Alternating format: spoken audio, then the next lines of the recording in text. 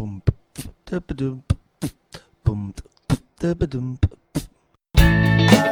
guys, Chris Peach here, and welcome to the Money Peach podcast. Hey, do you remember growing up learning how to handle money? Yeah, neither do I. So that's why we're here today, to make your money fun again. You know, we're going to talk about the principles in life that actually matter when it comes to managing your money in a way that works. So sit back, relax, and enjoy this episode of the Money Peach podcast. Before we jump into another amazing episode of the Money Peach podcast, I want to take a second to talk to you guys about my free budgeting form. You know, the first step to getting on any financial plan is to measure the money. And the only way to measure the money is if you are living on a monthly budget. So after this episode, head on over to moneypeach.com and please download my free budgeting form. There's thousands of people now all over the world who are taking back control of their money using this same form each and every month. The number one habit of highly successful people is they're proactive. So be proactive with your money and get yourself on a budget. Welcome back, everyone, to an amazing episode of the Money Peach podcast. This is episode 33. Today, my guest is the one and only Nate Adams. Nate is a freestyle motocross champion. I don't say that lightly. He's a 5-time X Games gold medalist. He has over 20 X Games medals total. He's a household name in the freestyle motocross world, so some of you probably already know who I'm talking about, but he's also a good friend of mine. And I wanted to bring him on the show to talk to you guys about money, to talk to you guys about life, about winning, about losing. And he's going to surprise you. He's going to share things with you that I didn't think he was willing to share. He's going to go deep. He's going to talk about some of the ups and downs of his career and his life. And you guys are going to love this episode. So without further ado, let me bring on my good friend, Nate Adams.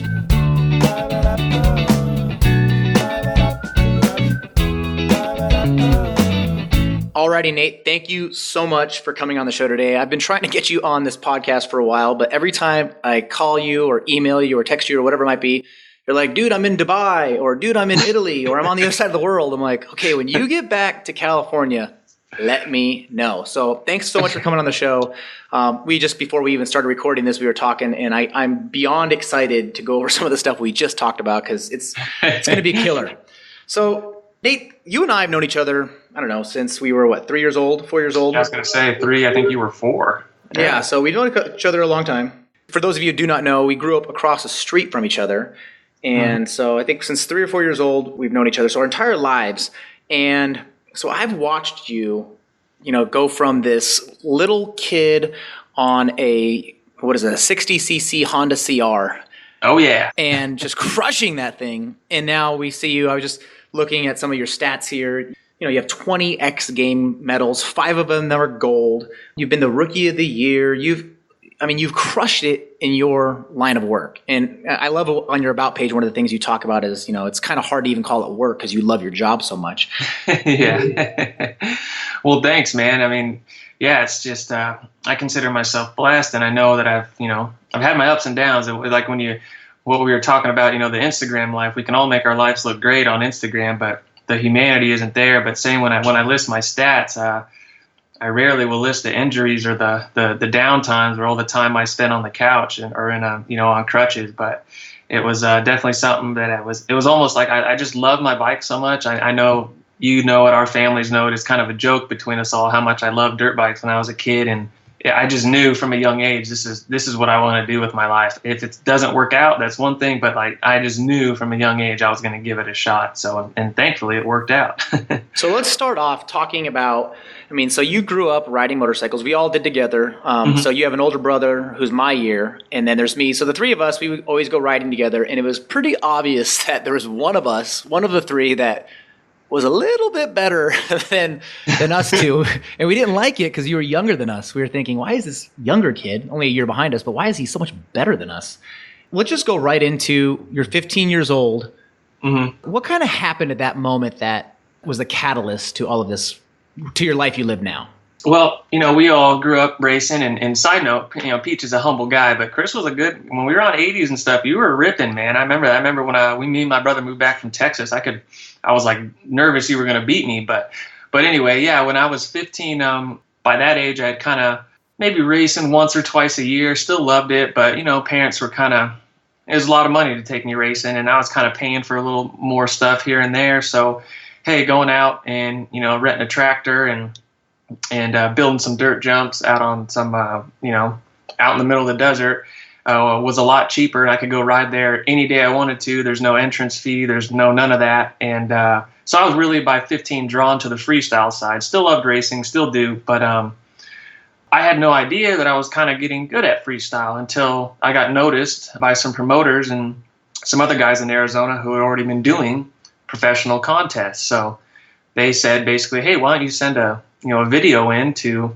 what is now Clear Channel or Pace Motorsports back in 2000 when I was 15, but literally mailed a VHS tape to them of me riding, and they promptly called me back and said, hey, come on out and you can ride these first 3 contests of our series and we'll see how you do, and if you're good enough, we'll invite you back. So I went to the first contest in Houston, Texas, got a 7th, and they invited me back for the rest of the tour that year, which I think was around 30 events, and it was just like, bang, that was it. I was on the professional tour after one contest. I was instantly making money. I remember that first contest, I went from just being a normal kid, working with my dad for money and this, to got a 7th, and I got a check for, I think it was $1,125. And it was, when you're 15 and you can get all the skateboard wheels and BMX tires you want with that. So I thought I was rich. I remember that. I remember you coming home from Houston. We're across the street, and so we're like, hey, how was it? And you're like, I took 7th, but I got $1,100. And I was like, $1,100? You're in high school. That's like, that's an annual salary in high school, right? Like, that's what we made a year. I'm like, but you were only gone for 2 days. Yeah.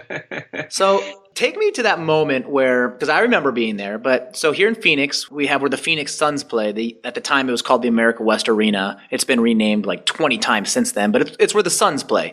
And I remember going to watch you, and it was kind of a big homecoming. It was the first time that all of your friends from school, the neighborhood, were going to watch our buddy, and you were hitting some big name people. I mean, you were with the tour, right? We went to the America West Arena, and we see you come out, and you're hitting some massive jumps, and we're just all kind of, no one's talking. Everybody, I think, is just floored. Like, we're shocked.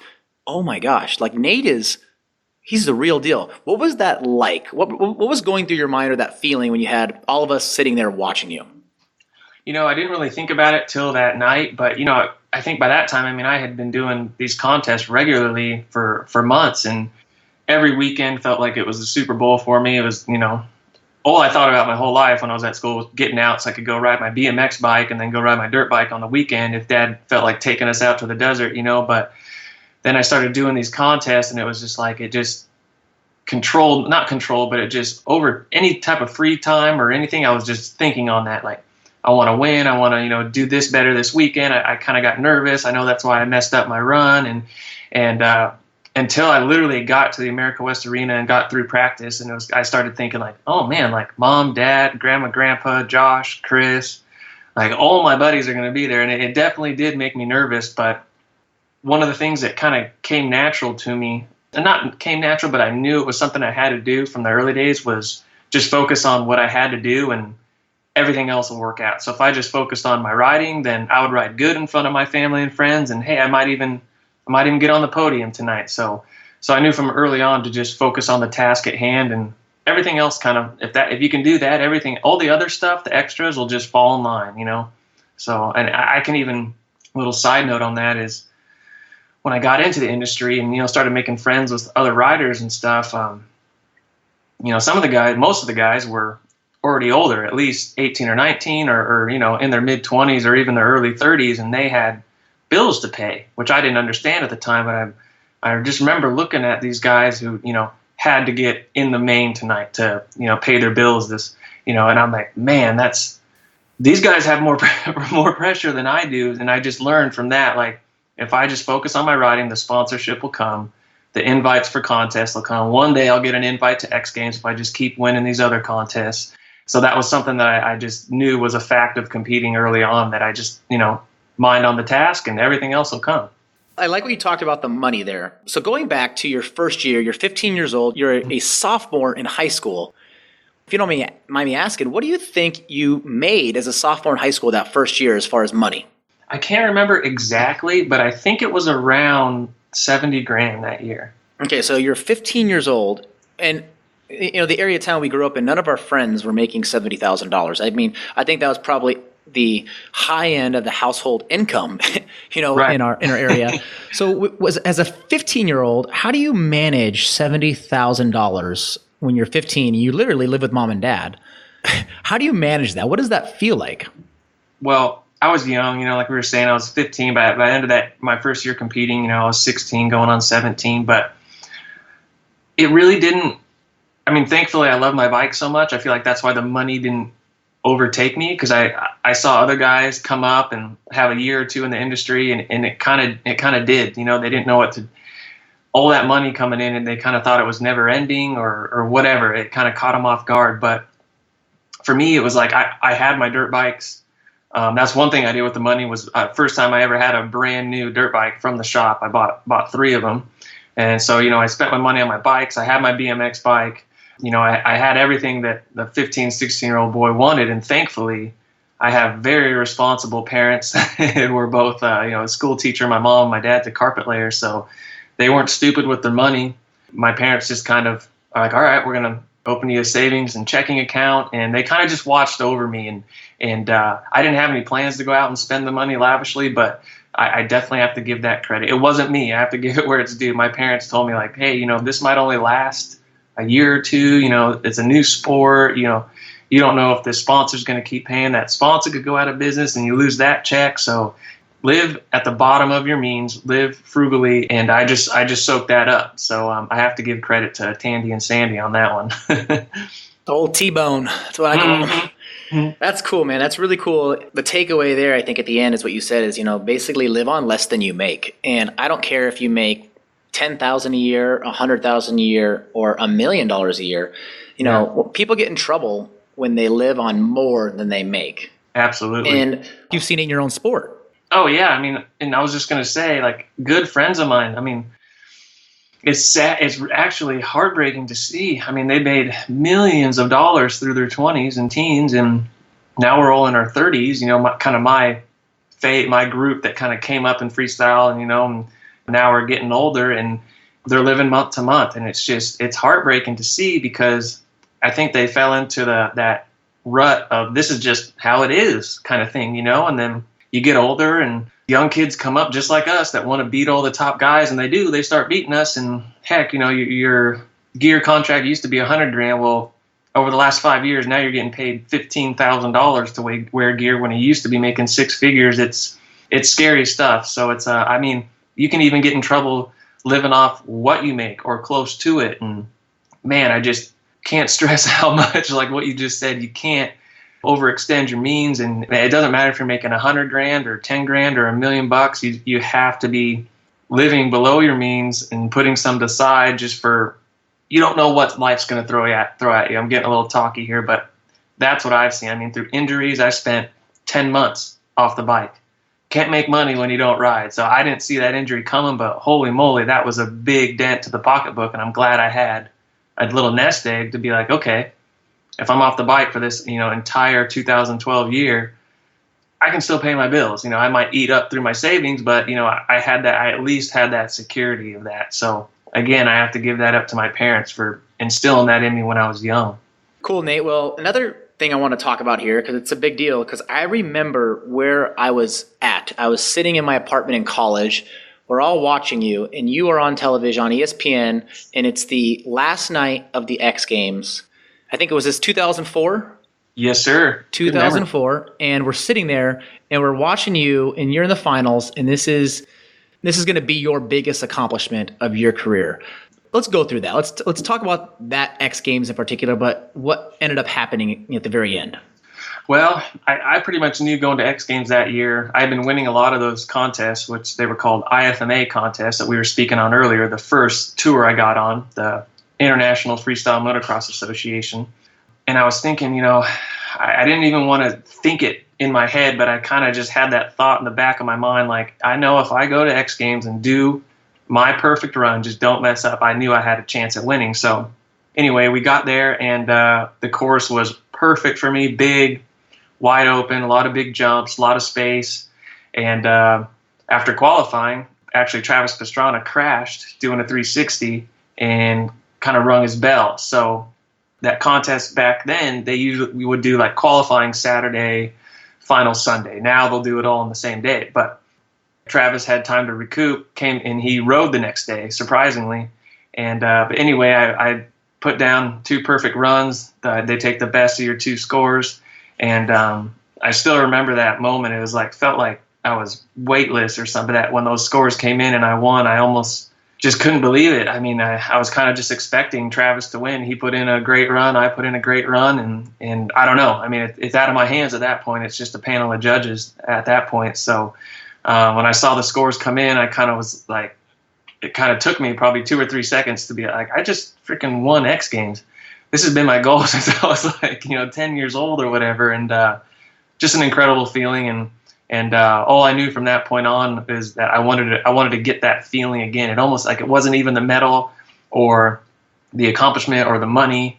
It was like this feeling. And I've talked to other guys, other champions in their sport, and they know exactly what I'm trying to put into words, and I can't. But it's unbelievable. It's like a fully accomplished, like you came to this point and it was meant to be. I don't even know how to explain it, but that's what, from that point on, that's what was driving me. I wanted. At first it was to win that, to get that. And then once I got it, I was like, well, I want that feeling again. And that's kind of what, from that point on, drove me forward. And for those of you who are listening, when he's saying Travis, he's talking about his good buddy, Travis Pastrana. And when we were growing up, I mean, we were riding in, high school, 8th, 9th grade. There was this guy who was maybe a year or 2 older than us, I think. And his name was Travis Pastrana. And he was like the dude inside motocross. Like he beat everybody every time. He always won. He was crazy. He was always doing the biggest tricks. I mean, he was out of control. We were just like, this guy is elusive, man. He is out of control. Mm-hmm. So I believe, were you the first rider to ever beat Travis? Yeah, I was. Even if Travis wasn't going to be at the contest, I rode like Travis was there. For so many years, it was like Travis was my goal to meet, to just beat him or ride as good as him. And like Peach just said, Travis was the guy who would, I'd see him at freestyle contests pretty much. And in between them, Travis had won a supercross championship. And the motocross championships had started, and he'd won 2 of the 3 opening rounds. And he'd also gotten in a rally car and raced and got a 3rd there. And it's like, all I'm doing is freestyle, and I'm working my tail off to beat this guy. But yeah, Travis he's an incredible athlete. He's just one of a kind guy. If you hang out with him, you'll get it. He's got a lot of talent for sure. But anyway, he's like the Bo Jackson of the motocross world. Great way to put it. Yeah, exactly. Very cool.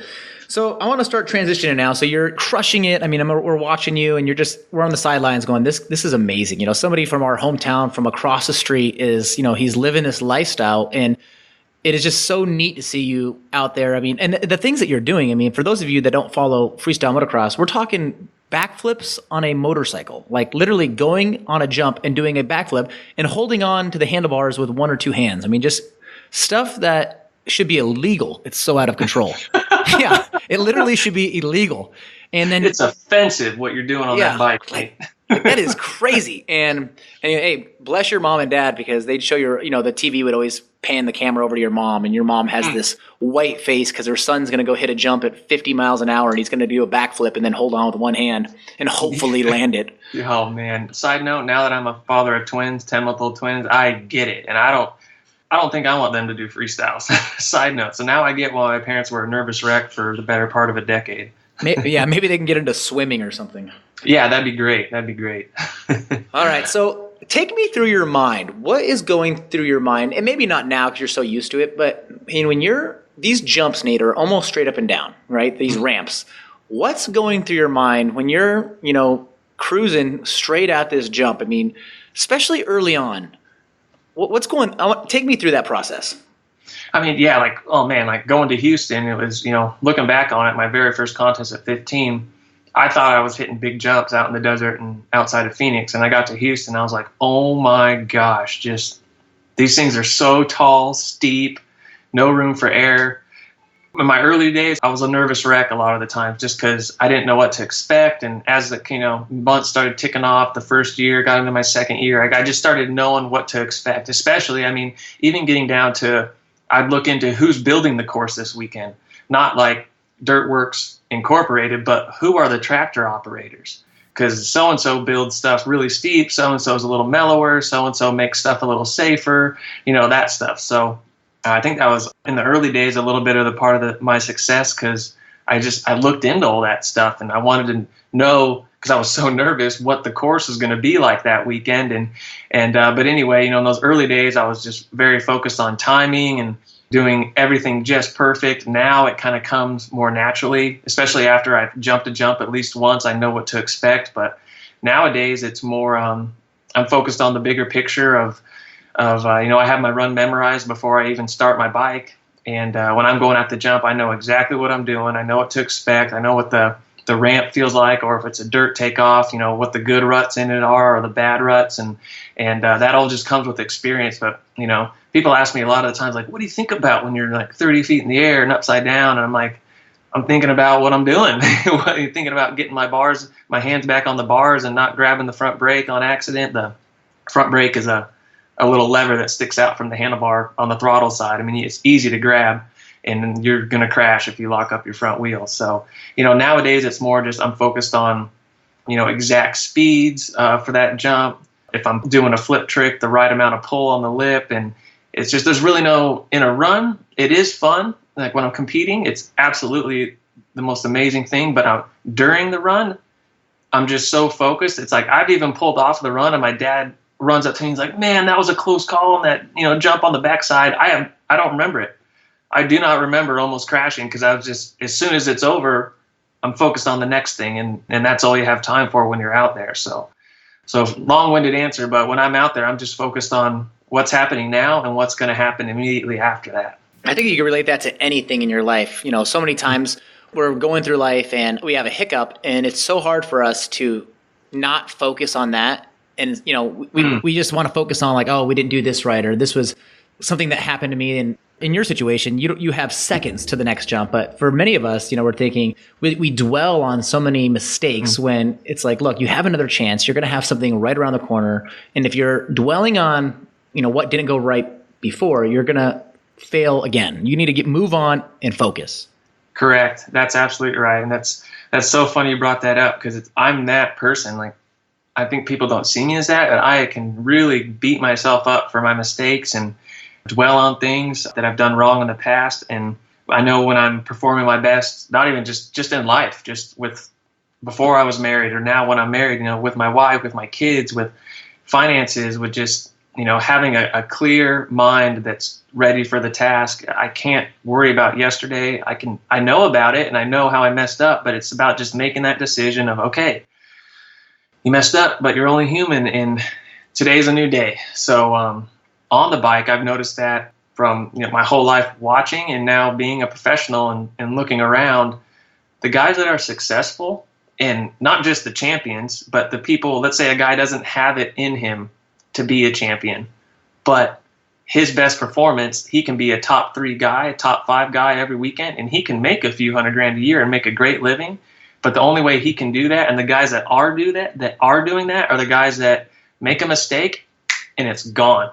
It's on the track, they make a mistake, and it's like a millisecond after that, they're not riding like, oh man, I just gave up a second to the guy behind me, or I lost my flow in my freestyle run. Now I don't know how I'm gonna, if I can mess up on that jump, I can mess up on another one. Champions don't think like that, or very, very rarely. I noticed that also early on, and it's funny you brought that up, because even off the bike, I've had to say, okay, I actually do that on my bike, but off the bike, I need to not dwell on things, not beat if I made a bad investment and it didn't work out, or whatever it was, you know what, that money's gone. I need to stop acting like I'm trying to get that money back and just keep working, keep doing my thing, and be smarter next time. Don't make that same mistake again. There's a reason why your rear view mirror is so much smaller than your windshield. I've never heard that before. That's a great way to put it. Hey there, do you ever feel like you're living paycheck to paycheck? Are you stressed at the end of every month and you're just praying you're going to make it through to next payday? Or are you tired of trying to figure out this whole money thing alone and you just simply want someone to point you in the right direction? Well, it's officially time to forgive yourself for any of the mistakes that you've made in the past, and it's time to learn a proven system that works, and that's Awesome Money Course. So don't forget to check out awesomemoneycourse.com, my #1 online program for taking you from with your money to showing you how to be awesome with your money. And that's awesomemoneycourse.com. awesomemoneycourse.com.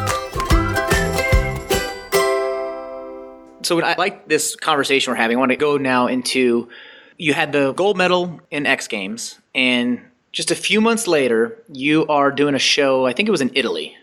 Yeah. Was it Red Bull Games? No, it wasn't the X Fighters or the Red Bull X Fighters. It was actually just a Supercross race. There's an Italian Supercross series, just like, the American Supercross series. And they asked me to come over there and they wanted me to, do a few specialty tricks, and one of them being a 360. And I said, of course, So I actually had some American friends that were traveling to race the Supercross race. So it was just going to be a fun weekend for me in Genoa, Italy. And ended up having, at that point, it was by far the worst injury in my career. And not even doing the 360, it was doing a much easier trick that I do 5-10 times a day every time I ride, and it just that one time jumped up and bit me, and I spent 2 weeks in the hospital over there and 9 months off the bike. So yeah, let's go through that. So we're here in Arizona. I found out from your brother that, hey, Nate got real hurt. He's in Italy in an Italian hospital. What was that like? Well, it was horrible, honestly. And I'll just kind of give a little preview to that. It was that feeling I was talking about of winning X Games. I still kind of had that just joyfulness to me. And man, it came crashing down there. I actually did a backflip variation where I swing my body off to one side of the bike. It's called a backflip knack-knack. And my foot that grounds me to the bike slipped off the peg. So I had both hands on the bars, but as I was spinning and off the side of the bike, I just had no leverage to get my right leg back to the right side of the bike. So probably about 15 feet above the ground, I pushed away from my bike and just kind of tucked up onto my side into a ball. And when I hit, it broke my left femur and then dislocated my right shoulder, and tore some ligaments in my left knee. I kind of tumbled, and my friend said I didn't get knocked out, but I guess I kind of hit and it knocked me silly. So I don't actually remember them. I remember being about 10 feet off the ground and looking at the ground and thinking, like, this is ambulance ride for sure. And I'm getting loaded up for sure. And then I opened my eyes when I stopped tumbling. I could feel my leg, not really hurting yet, but like a cramp. And I looked at it, I could tell my femur was broken. So they loaded me in the ambulance. And then basically my insurance was fighting to not cover me because I was out of the country and learning it. Now I buy travel. Every time I leave, I buy travel insurance now. But so yeah, I actually didn't get pain meds till the next morning at about 10 a.m. So I was writhing in pain. And then man, that's literally brutal. my brother and my mom were on the phone like 24 hours with my insurance company, and they finally approved it. It, of course, took time to get word to Italy. So I literally laid there. They didn't put my leg into traction until the 4th day. So my bones were over, my femur was laying about 2 inches overlap for 3 days. And it was just brutal, man. They came in and on the 4th day, and they just had these like fiberglass boards, ace bandage wrapped around my leg for stability. And they came in like, 5 of them, a doctor and, nurses. And I figured like, all right, it's surgery time, Well, they just cut the ace bandage wrap off, and they lifted my leg up, which was excruciating, into this stand. And they just take a drill gun with like a foot-long drill bit and just right through my knee, dude, just right through it, just wide awake, no meds, no nothing. And the first drill gun, you won't even believe it, wouldn't work. Like if you hit a knot in wood, it starts doing that like tack, tack, tack, tack, tack. It won't go. That's what the first one did. He literally pulls the drill bit out, leaves the room, comes back with a brand new drill in the box, pulls it out, rips the plastic off it, plugs it in the wall, puts the drill bit on it, zing, right through my knee. And then they hook this rope that splits into 2 hooks around both sides of the drill bit, sticking through my knee. And the nurse at the end of the table dropped a weight, and it thumped, just pulled my leg straight. And it was like instant relief. I was just instant relief of pain. It was so crazy. And then the next day I had surgery. A couple days after that, my mom and Aunt Carol showed up and took care of me. And then about a week after that, I flew home. So it was the happiest day of my life. That's one of the most gnarly stories I've ever heard, and I didn't know the details on that. And as you're telling me the details, man, I'm cringing. That was, wow. Okay. That was pretty gnarly. I got home and my femur wasn't healing. At 3 months, when I should have been, close to getting on the bike, my femur wasn't even healed. And 3 months later, actually ended up having to have a whole new rod and everything. They put the wrong size of too skinny of a rod in my femur. So there was play, just a tiny bit of play, so the bone wouldn't heal. So had the full re-rod on the femur, and 6 weeks after that, I was riding. And 6 weeks after that, I got a third at X Games that year. What was that like, though, going back to that, on the bike, hitting those jumps when you had just gone through that? I mean, how did you overcome that? That had to have been in your mind of, look, I just went through a lot of pain, a lot of physical therapy, a lot more pain. What was going through your mind when you got back on the bike? Well, it was such a relief, honestly. I mean, I wasn't scared at all. I was just so excited because for months I'd been thinking, like, is there something, like, am I not strong enough to heal from a broken femur? I mean, I knew guys that were riding 3 months on the day from just as brutal of a femur fracture as I had, riding, and I was using 2 crutches just to walk at 3 months. And then, so just to get that, I mean, I literally, when I had my femur re-rodded with the correct size rod, I woke up. I didn't realize how much pain I'd been in for 6 months. I woke up from surgery, which a lot of people can relate to what waking up from surgery feels like. I woke up in less pain than I'd been in for months. So, and it was like after when the correct size rod was in my leg, it was like things were just happening. I was making progress in physical therapy. And then 6 weeks later, I got cleared to ride. I probably took some tread off the tires on my van going home. I had a course in my backyard. So I just literally geared up that day and went out and took it easy. But then, it wasn't a week later, probably a week after that, I was doing every single trick, including the trick I broke my femur on. It was like, I just love motocross so much, and still do today. It was like I'd spent so much time off the bike and had so many worries and doubts, and kept me up so many nights, that to finally be healed and being strong enough to ride felt better than $1 million. It just felt so good. I felt like I could conquer the world again. So it was on. When I got back on my bike, I was just so excited to ride, and I was actually bummed on getting a third at X Games that year. I wanted to repeat, and it was looking back on it, it's kind of silly, but yeah, I just think it's just a love for what I do. I feel not many people get to just do what they absolutely are passionate about for their job, if I can call it that. Like we said, man, yeah, just getting on the bike was like the best feeling again. I was so happy. I remember when you took that third place, I was so excited for you, because I'm like, man, he just went through, so much pain and training. And I mean, you don't give yourself enough credit. The amount of physical therapy you went through, I mean, it was hours and hours and weeks on end. And you come back, you take a third, and we were like, that's so awesome. And I remember you thinking, yeah, man, but I should have taken first, but that's just, I think that's being a champion. You're always striving for the top. And I think that's totally okay. But looking back, like you said, I mean, yeah, you came full circle technically to the point where, you're at the peak of your career. Then a few months later, you have a drill in your knee in Italy. Yeah, pretty much. It's funny we're talking about this because I've recently seen, just going through old photos, that podium shot from 2005 X Games, and my face, it was Pastrana 1, Kenny Bartram 2nd, and me 3rd. They're both smiling, and I look like I could just punch someone in the face. I'm so mad at myself for not riding better, but that's just me. If I get 5th and I didn't ride as good as I know I could have rode, I'm upset because I didn't ride how I know I can ride. And it's not the 5th, it's the fact that, gosh, like I had this opportunity, and like X Games and Gravity Games, and they're once a year. You blow your run there, it's like, all right, 12 months, hope you get an invite next year, so, but anyway, it was just, I think it's just the will to win. I wanted to just beat everyone, show them a lot of people wrote me off, and understandably they thought I was done, and I didn't want a third, I wanted a first. But looking back, it's just the young man in me, and I was just wanted to win everything. So Nate, let's go back to a little bit of the money here. I do have to mention some money stuff because this is called the Money Peach podcast. So the money portion, this is one of the things that I tell people about you. And I think they're always kind of shocked. I would say, for the longest time, Nate is winning X Games. He's taking third. He has some of the biggest name sponsors. He's a household name in that sport. You're all over media and television. And I mean, you're definitely, I would say, a popular guy, a celebrity in your field for sure. So, but one of the things that was so remarkable is your lifestyle. I mean, you just kept your lifestyle pretty bare bones. I mean, I remember talking about your house that you had there in California and even your van. I mean, let's touch a little bit on that because I think this is just out of control. I don't know why, but I always, like when there was guys, I was coming into the industry and there was older guys that I knew were making nearly $1 million, or some of the top guys are making millions, close to 10 or over $10 million a year.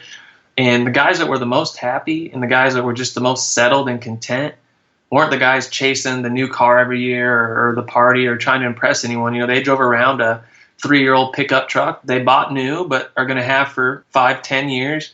They didn't live lavishly.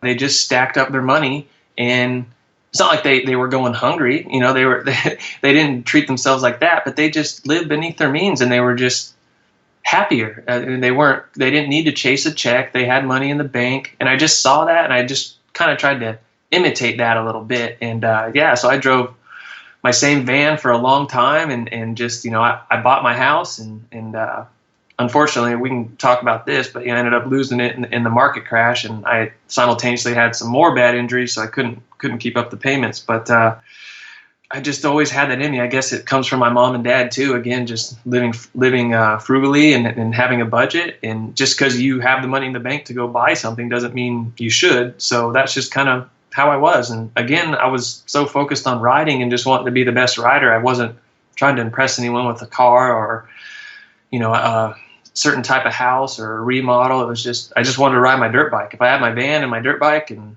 a plane ticket, I was good to go. Yeah, that's awesome. I remember just looking at that van going, what the heck? I thought you were a celebrity, man. Why are you driving this van? I love that van. I should have never sold that van. Yeah, I mean, that thing was a beast, man. Oh, yeah. So since you mentioned it, I think it's fair game. I'm going to bring it up. So we've talked about it before, and, not everything in life is going to be a win. I mean, you break your leg, you're in Italy. We talked about that. So there was a hiccup, right? And everybody in life is going to have some kind of hiccup, and I think it's how you respond to those setbacks or hiccups in life. So you are owner of the Deft Family Glove Company, correct? Yes, sir. So share with me or share with us kind of what's been going on, and, has there been setbacks? This is a business now that you're running. So kind of share with everyone. So I think it's very relatable. Yeah. So in 2008, I was doing my thing, just going along in my professional career, and I had kind of just started thinking about after riding, not really seriously, but I was like, I think it's really cool that, Brian Deegan has the Metal Militia, and Jeremy McGrath has, Spy Goggles, and there's other retired racers and guys that were still actively competing that had their businesses that were generating income for them. So one thing I knew that I had never liked from anytime I ever bought a pair of motocross gloves, or now that I was sponsored and getting paid to wear these certain types of gloves, I never liked the gloves and always wanted a glove how I wanted it. So I actually called my gear sponsor at the time and said, hey, no offense, but I can't stand your gloves. Can we X that out of the contract? They said, sure. They really didn't care. It was unbelievable, but okay. So I decided to make gloves the way I knew a rider wanted gloves. And, I'll toot my own horn, but we were the first ever, glove-only company, and just instead of doing all this extra padding and like rubber guards on top, which I knew from being a rider, if a rock comes off a 450 in front of me and hits my knuckle, 1/16 of an inch rubber piece is your knuckle's breaking. It doesn't matter if there's rubber on it or not. So we just got rid of a lot of the extra and kind of broke ground on, and now there's, a dozen glove-only companies. But yeah, it was just from necessity of wanting a better piece of equipment that I started this brand. That's funny you mentioned that. I always joke around. I say, why do skydivers wear helmets? When you jump out of an airplane, if your parachute doesn't open, that helmet is wearing you. And so I think that's funny you mentioned that with gloves. You see all these padding to protect your knuckles. But like you said, if a rock hits your hand going about 60 miles an hour, that padding is merely interesting. So it's neat. I like the idea how you took your the thing that you didn't like about something, which is the problem, you find a solution to that problem, and then you market that problem, and that becomes your business. And I use it in that term because I think that's how all successful businesses start off, is you find out what's the problem. And usually these problems are, what's the problem that I have with something? How can I make it better? And then how can I get it in front of more people? So take me through the ups and downs of your glove company. Okay. Well, I started my brand, formed the LLC, and started getting samples going. And I had a very busy schedule. At that point, I was literally, no exaggeration, gone from I'd say 9 to 11 months out of the year total. I mean, it's not like I'd go January through October and be home November and December, but I'd be gone for 3 weeks, home for 3 days, gone for 6 weeks, home for 2 weeks, and anyway, gone 10 to 11 months out of the year. So my biggest mistake in the company was saying, okay, I got my roommate who's my buddy, and he's living at my house for free because he's a struggling racer, but he's 27 and deciding he's chased the dream long enough and is going to get a job designing. He's gone to college for, computer design, so he's going to be my designer. My other roommate, who's a struggling freestyler, is planning to retire after a bad wrist injury. I'll make him my brand manager. Those are my two biggest mistakes. Even my management told me, dude, don't start a business with your friends. A lot of things can happen. And I, again, just thought, nah, my friends aren't like your friends. We're going to be homies till the end. So we started clicking off, and about 2 years in the road, it's almost like a relationship with just little arguments festering under the surface. These little things started happening when I was gone, things in the business that it's not like today. It was, cell phones wouldn't work overseas. There was no Instagram, Twitter, or Facebook. And so I get home and find out things are happening that I don't like, like ordering 3 times the product we made last year and things like that. And so problems started developing, long story short. Well, it came to the point of them moving out of the house. We kept the business running for another about a year. We had our monthly meeting where we would meet up once a month, and they said, hey, we're thinking about, supplementing with some other income, and because, I just want to make more money, which they were making. I, at this point, had never taken a paycheck I didn't take a paycheck from my own business till 2 years ago, which I think is what every CEO should do, make your business solid before taking a paycheck. But that developed into 3 days later getting an email from both of them that, hey, we quit, we're keeping our ownership, we're both moving back home, and we cleared out the office. Good luck running the business. So that was in July of 2014. And long story short, having my friends out of the business has been the best thing ever. We had the last 3 years they ran the business, they lost, I don't have the numbers here, but I mean, I bet people are going to be shocked to hear this because, again, it's like that image that you put out through, just being a company. People think we're this huge company sometimes. They see Def Family as this, we have a huge warehouse somewhere, and we do have a warehouse, but it's just, it's a small business. It kind of blows people's minds when they see how tight we keep it and how little people are running the business, just me and my 2 buddies. But anyway, they lost $52,093, $152,000 the last 3 years they were running it. So for them to leave was almost like a breath of fresh air. I had all control over everything, and we've been doing great business the last 2 years. We're making money, and customer service is up, and it's just I've learned a lot. I mean, like I said when we were talking before we started recording, Peach, I'm not even close to getting my investment back, but there was no hope before. Now that I've taken the reins, the sky is bright and it's blue, and I have a path, and I have actually hope again, and I just don't have all that stress of wondering what these guys are doing or whatever. It was just I was overran with stress for a couple of years, and so that I would say just I'm bummed that I didn't know these things, or I didn't take the advice before, because the advice was there. I just didn't have the foresight or the discernment to see it. If I can anything out of this little rant tell someone, man, just if someone's your best friend, it doesn't matter. I would advise no one to start a business with friends unless that friend is an expert in that type of business. And guidelines need to be laid. And I mean, it just needs to have an absolute written down on paper, signed, this is so-and-so's responsibility. I mean, it just needs to be clear and defined. I look back on it, I was kind of trying to help my buddies. I felt blessed in my career. Their careers didn't work out. I was trying to, at the same time, run a business for me, but break a chunk off for my homies, and that's not business. That is not what a business is for. When your business is successful, then you can help people with the funds that it generates. But going about it how I went about it was the incredibly wrong way. So long story short, I had my company back, and everything's positive and attitude wise and dollar wise, and things are rolling now. But like we said before we started recording, Peach, and cut me off if I'm being way too long winded here, but I would not know the things I know about friendships, business, finances, budgeting, investments if I had not made that one mistake of how I started the brand, in 2008. So it is a blessing in disguise for sure. And all I can do is use that knowledge that I've gained now to be happy. I have my business back and everything's all good, and the future looks bright. So I really have nothing to complain about. And thank God I learned the lesson. I could have been mad. I could have blamed it on someone else or blamed it on my partners, but I just said, it's my fault. I put myself here, so I got to dig myself out. And so far, so good.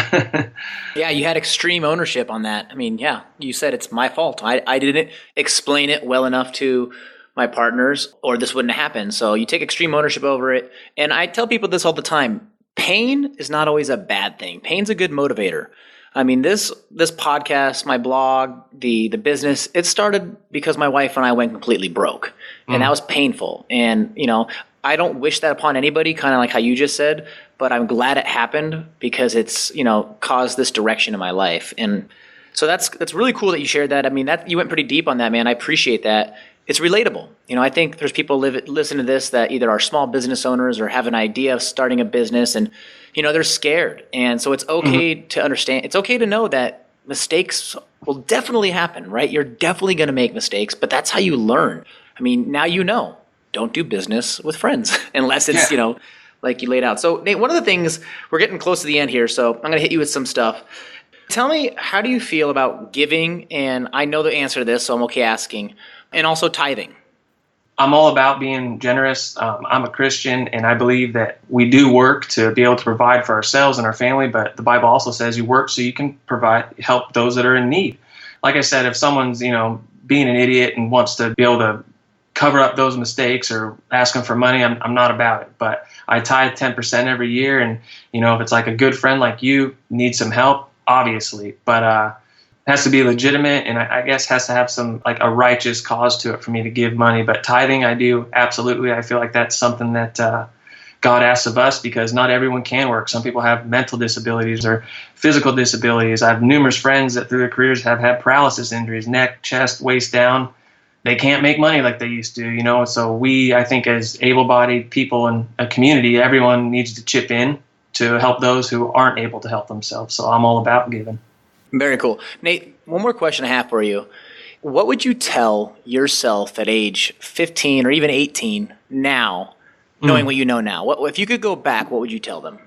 I'd tell myself that everything comes in time. I was just so ready to win, and anxious for it, and trying to get to that next level. And if I could tell 15-year-old Nate or 18-year-old Nate, I'd just tell him, just calm down, have confidence in your ability and what you trained to do. And at the right time, it'll happen. Instead of being nervous for something for a month, let go of those nerves. And on the day of, if you want to be nervous, that's fine. But there'll be a time to rise above that when you put that helmet on. I guess long story short is I just tell myself to calm down a little bit. Don't be so anxious for everything to happen today or tomorrow, and just take it as it comes. And don't go into business with friends. I love it. So I know that you got some stuff in the works right now we were talking about. I want you to talk about, where can we find you? Where can we locate you as far as social media and online? And then let's talk about your upcoming podcast. Oh, well, thanks, man. Yeah, you can catch me on Instagram, Facebook, Twitter, at Nate Adams 741, and also my website, nateadams.com. And it's I know you've been doing this podcast for a while, Peach, and actually me and my brother Josh talked about it. And when I was talking with my brother, I said, I'm always traveling, and I have a great conversation with Jimmy Button or Jeremy McGrath, or someone who I compete with, Travis, and I'm like, I'd want to hear that if LeBron James and Michael Jordan sat next to each other on a plane to fly to Europe, and they just talked for 3 hours before they went to sleep, and what did they talk about? I'd want to know that. So I'm starting my own podcast. It's going to be, on my website, nateadams.com. It's called All In Podcast, and it's basically, from my own experience, I knew that before I went pro, and even after I went pro, through injuries and certain times, and there's nothing guaranteed in action sports or in any type of sport that you're making a living at. So we've all had our moment where we decided we're all in for this, minus the injuries, minus the time away from family or kids or loved ones. We had to make a decision that this is what I'm doing. It's not the norm. My mom's telling me to go to college. Brother's going to college. Everything's fine for him, but I had a different path to take, and I knew it. So when I talk with my friends or other athletes, we shoot the breeze, we have some laughs, kind of like we did, here we talk about a little bit of everything. But sooner or later, I get down to the point of when was your all-in moment? What brought that about? How did you overcome? Some guys say it's injuries or family, was struggling for money. So they decided they weren't going to, ride for fun anymore. They're going to ride for a job. So we have fun and we get down to the nitty gritty on it and talk about injuries and ups and downs and all that stuff. So thanks for allowing me to plug that, Peach. I appreciate it. So it's been a lot of fun getting into the podcast stuff and having some great conversations with some guys. So we'll have links in the show notes to anything that we talked about here, including all of Nate's social media. Make sure you guys check him out there, follow him. He has some amazing pictures on Instagram of him just completely sideways, or what I would call that should be illegal on a motorcycle. And then we'll have links to his podcast. Any information that we can give you to get in contact with Nate, we'll make sure it's in the show notes. Hey, Nate, thank you so much for hanging out with us today. This has been one of my favorite interviews. It's been definitely the longest interview we've done, but man, you brought so much value. You punched it and packed it all in. So I really, really appreciate it. This was awesome.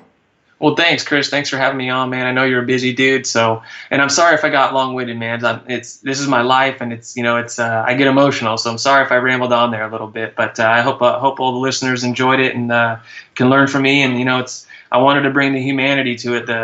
No one's perfect, and I just want people to know how it looks on Instagram ain't always the truth, or on Facebook or Twitter. It's we all make mistakes, and like you said in this podcast, it's about how you react.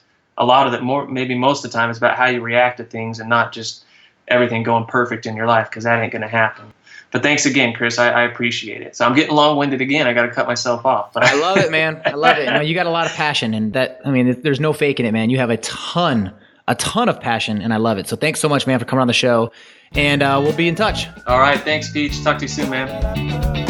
Alrighty, guys, just like that, we finish up with another incredible episode of the Money Peach podcast. Anything that Nate Adams and I talked about inside this episode can be found inside our show notes, moneypeach.com/session33. That's moneypeach.com/session33. I also want to take a second to thank Steve Stewart, the producer of the show. Without him, this show would not be possible. And Kayla Sloan for helping run the back end and making sure this show is up and ready every Thursday. We'll see you guys next week with another incredible episode of the Money Peach podcast. Take care.